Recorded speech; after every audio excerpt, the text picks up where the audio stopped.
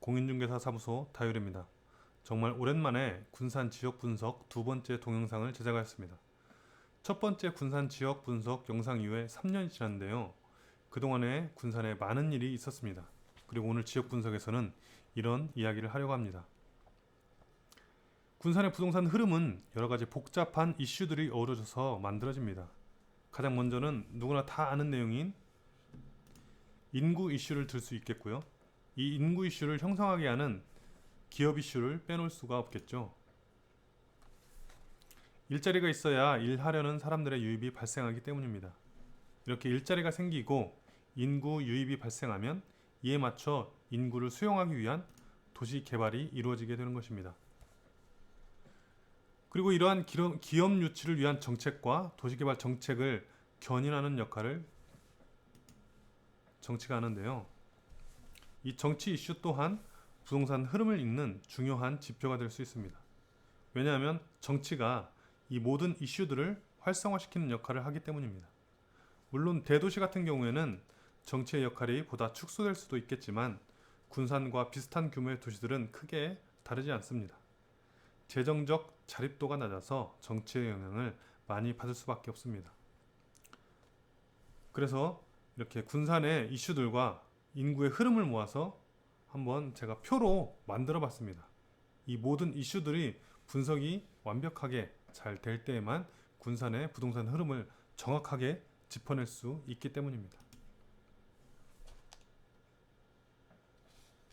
자, 먼저 1995년에는 군산이 옥구군과 통합을 하게 됩니다. 그렇게 인구가 27만 명을 살짝 넘길 수 있었는데요. 이렇게 96년, 97년쯤 대우자동차가 군산에 공장을 건설하고 군산시청이 조촌동으로 이전을 하고 삼북, 소룡동, 나운동 등이 개발이 이루어지면서 활황을 띠다가 우리가 모두가 다 아는 그 IMF를 맞이하게 됩니다. 인구 이슈를 보면 95년부터 2000년까지 인구의 증감은 크게 눈에 띄지 않습니다. 그리고 2000년부터 2005년까지 인구가 크게 감소하는데 2000년 11월에 대우차가 최종 부도를 맞고 2002년에 GM에 인수되기까지 IMF의 권고로 많은 회사들이 인력 구조를 바꾸며 엄청난 인구가 군산을 떠나게 됩니다. 이때 군산은 거의 회생불능 상태가 되어서 방사능 폐기물장이라도 유치하자고 떠들썩했지만 저는 다행이라고 생각하는데 방패장 유치가 무산되고 방패장이 경주로 유치가 되었습니다. 그리고 군산의 체감 경기는 제 기억에는 최악이었습니다.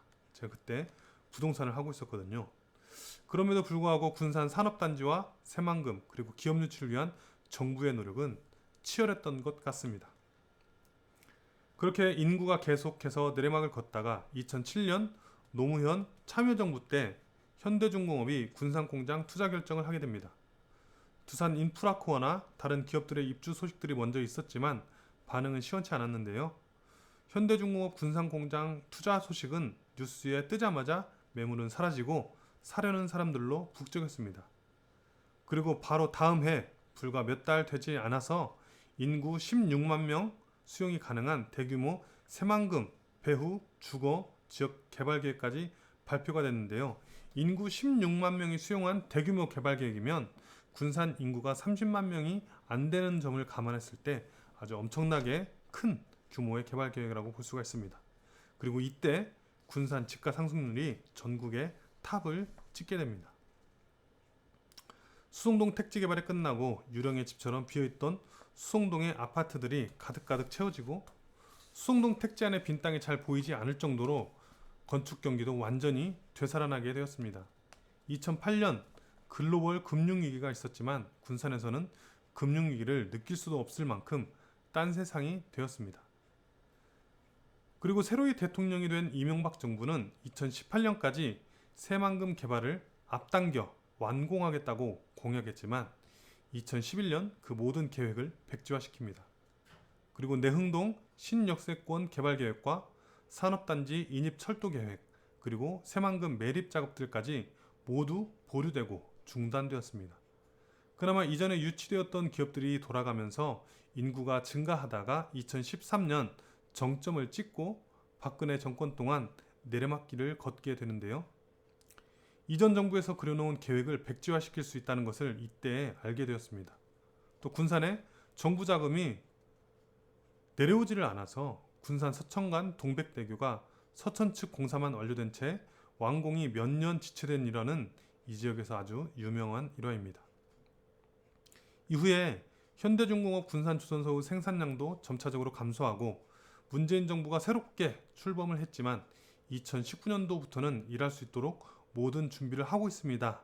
라는 현대중공업 최길선 회장의 말을 끝으로 2017년 현대중공업 군산조선소가 폐쇄하게 됩니다.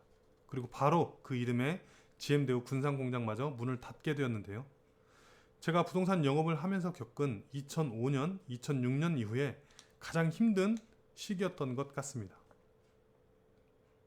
지금까지 군산에 지난 시간들을 살펴봤다면 이제는 희망을 좀 살펴봐야 되겠죠. 2018년까지 점점 깊어가던 인구 감소가 2019년 들어서 미세하지만 약간은 주춤하는 듯 합니다. 물론 연말까지 가봐야 알겠지만 주식회사 명신의 GM 군산공장 인수는 현대중공업 군산투자와 같은 엄청난 파급력 있는 이슈는 아니지만 군산 경제에 반등의 희망을 주기에는 충분합니다.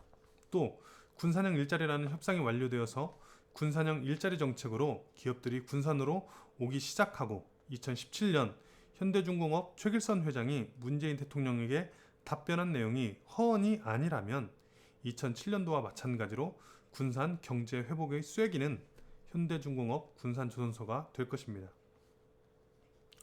그리고 매번 장기 도시 계획이 발표되던 해에는 부동산 경기가 살아나는 경향이 있고 몇몇 지역은 가격이 급등하는 일들이 늘 있어 왔습니다.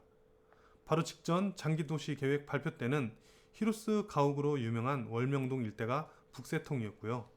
이 장기 도시 계획이 내년에 발표가 됩니다.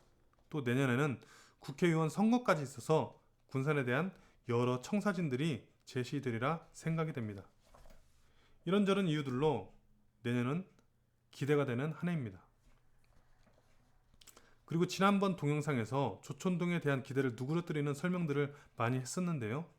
기대 심리가 너무 폭발하듯 분출되어서 가격은 오르는데 경기는 하강 국면이 뚜렷해서 조촌동과 롯데몰 인근 투자를 한 번쯤 고민하시라는 그런 내용이었습니다. 그리고 3년이 지난 지금 조촌동과 롯데몰 인근의 가격이 떨어지지는 않았지만 상당히 안정되어 보입니다. 이제 롯데몰 인근 개발이 더 본격화되고 있고 LH에서 진행하는 역세권 개발 사업도 순조롭게 진행되고 있는데요. 여기에 군산 경기가 내년쯤 2007년처럼 회복한다면 경기 회복의 최대 수혜 지역이 되지 않을까 예상해 봅니다. 그렇다고 수성동이 슬럼화되거나 가격이 떨어진다거나 하는 말이 아니라 월명동이 가격이 3배나 올랐지만 수성동은 수성동이고 월명동은 월명동이듯이 지난번 동영상에서 말한 것처럼 수성동은 지리적 위치상 수성동의 역할을 하게 될 것이고 조촌동은 인근의 세무서와 전북대 병원 그리고 시청과 법원, 역세권까지 끌어안고 자기 역할을 하게 될 것입니다. 수성동이 크냐 조촌동이 크냐 하는 키재기 고민은 아마도 지금부터 해야 하겠습니다. 오늘 준비한 것은 여기까지입니다.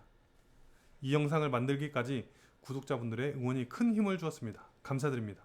내용이 마음에 드셨다면 좋아요와 구독 부탁드리고요. 다음에는 또 재밌는 영상으로 인사드리도록 하겠습니다.